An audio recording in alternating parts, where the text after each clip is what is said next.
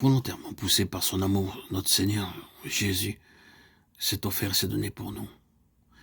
Si je vis maintenant dans la chair, je vis dans la foi du Fils de Dieu qui m'a aimé et qui s'est livré de même pour moi. Galates 2:20.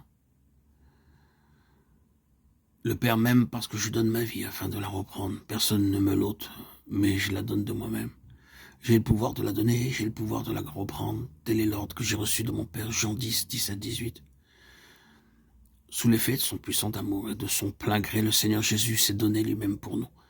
Personne n'aurait pu mettre la main sur lui à ce moment-là. Lorsque dans le jardin de Gethsémane, les soldats vinrent pour le saisir, il leur dit « Qui cherchez-vous » Ils dirent « Nous cherchons Jésus de Nazareth. » Jésus dit « C'est moi, venez, saisissez-moi. » Et entendu ces paroles, ils tombèrent à la renverse. Ils ne purent pas s'approcher de lui, ni mettre la main sur lui. Mais en pleine connaissance de cause et de son plein gré, il s'est livré entre leurs mains. C'est pour cette raison précise que nous rendons grâce en prenant le pain, car sa mort est une victoire céleste, éternelle, puissante. Parce que par un seul sacrifice, il a amené à la perfection tous ceux qui se sont approchés de lui. Par un seul sacrifice, il a rendu possible à tout pécheur, de quelque pays qu'il soit, quel que soit son degré de souillure et de corruption, de venir simplement à lui.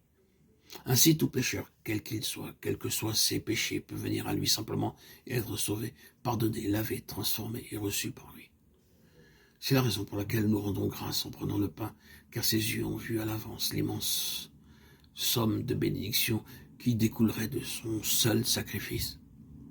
J'annonce dès le commencement ce qui doit arriver, et longtemps d'avance qui n'est pas encore accompli. Je dis, mes arrêts subsisteront, et j'exécuterai toute ma volonté. Ésaïe 46, 10. Oui, ses yeux purent voir au travers des âges dans l'avenir, et ceci dès les temps anciens, combien de millions et de millions d'âmes pourraient être sauvées par son sacrifice. C'est pour cela que le Seigneur lui-même a rendu grâce et a rompu le pain. Et il ajoute, prenez, mangez, ceci est mon corps qui est brisé pour vous. Faites ceci en mémoire de moi. C'est pourquoi, avant de participer à ce pain, nous-mêmes nous rendons grâce.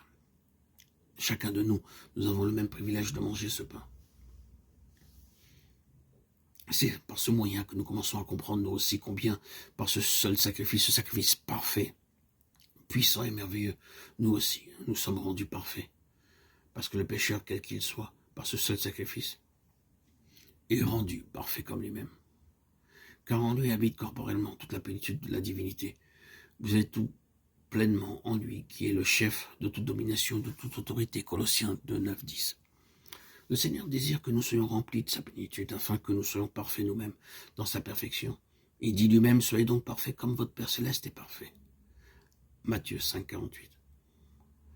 Cette perfection ne peut être atteinte par l'effort humain. Le Seigneur Jésus-Christ lui-même, qui est mort et est ressuscité, est notre perfection. C'est par sa perfection que nous sommes préparés pour la plénitude de Dieu. Et connaître l'amour de Christ qui surpasse toute connaissance, en sorte que vous soyez remplis jusqu'à toute la plénitude de Dieu. Éphésiens 3, 19.